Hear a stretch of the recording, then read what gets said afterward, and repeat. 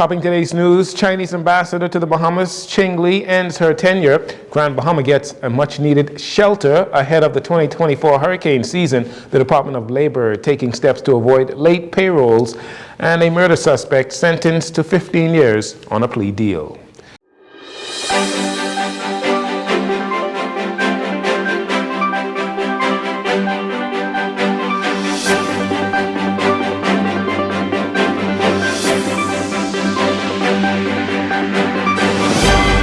Good evening, Bahamas. I'm Jarino Saunders. This is your JCN Evening News, and it is a pleasure to have you join us.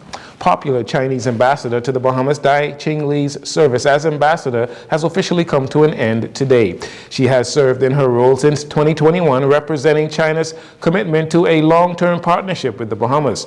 On Monday, while at the Thomas A. Robertson National Stadium, Ambassador Ching Lee reflected on her time here in the Bahamas. The Bahamas is China's important cooperation partner in the Caribbean, and we have always placed much importance on this relationship.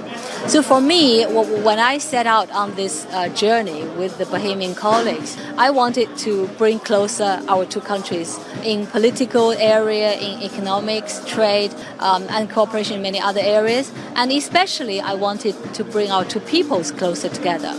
I tried my best. I accomplished some progress with the support of Bahamian colleagues and society. But I wouldn't say I have been able to do whatever I wanted to do, but I have no complaints. I really leave with the satisfaction that I have tried my best to fulfill my duties. And I must end by thanking the Bahamas government and the people for making my stay in your country such an enjoyable and incredibly memorable. Last week, Friday, the Ministry of Foreign Affairs hosted a farewell ceremony for Ambassador Ching Lee. The occasion celebrated her 4 years of service. At the ceremony, Prime Minister Philip Davis commended the Chinese ambassador for an impactful tenure marked by multiple infrastructure, health, and philanthropy projects. Ambassador Ching Lee is the first woman to take on the role of China's ambassador to the Bahamas. The Seventh-day Adventist Church in Freeport, Grand Bahama is partnering with the government in preparation for the fast-approaching hurricane season with the construction of an 8,000 square foot hurricane shelter. Construction on the Evangeline Jervis Community Distribution and Hurricane Center is nearing completion and will be able to accommodate up to 300 people in the event of a major hurricane. Minister of Social Services Miles Laroda recently toured the facility, describing the government's partnership with the church. This facility here is a perfect example of a good partner. Seventh-day Adventist has been in this community a very long time, has made tremendous contributions. I'm advised by Pastor Clark that this came out of Dorian and the church being overwhelmed in the aftermath.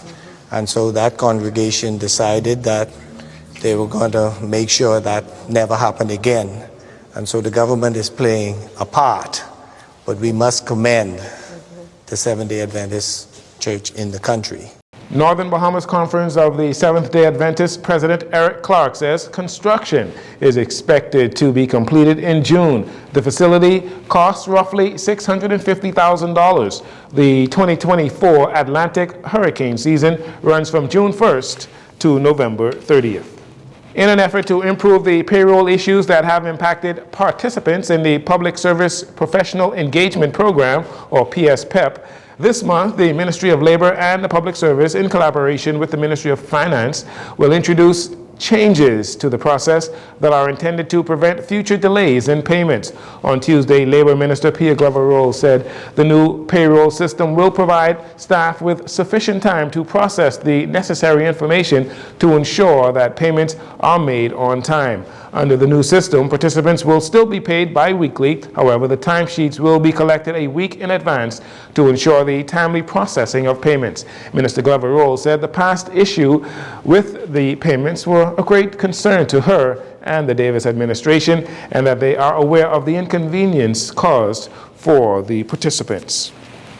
And finally, in this segment, since the opening of the legal year 2024, there has been a lot of debate regarding the function of the courts and its role in the fight against crime. On Monday, whilst at the Police Technology Expo, Prime Minister Philip Davis shared his views on the role the courts play and how their impact can be improved.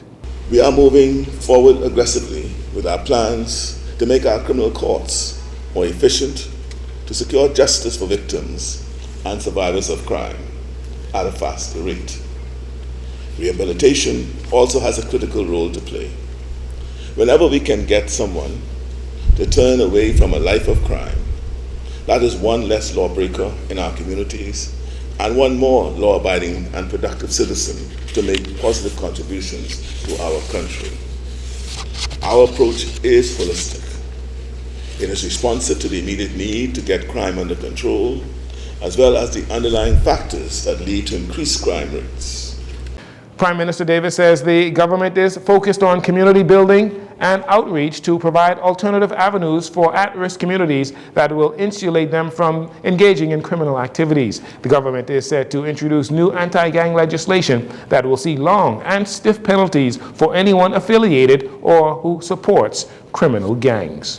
We'll take a break here. We'll be right back after these commercials.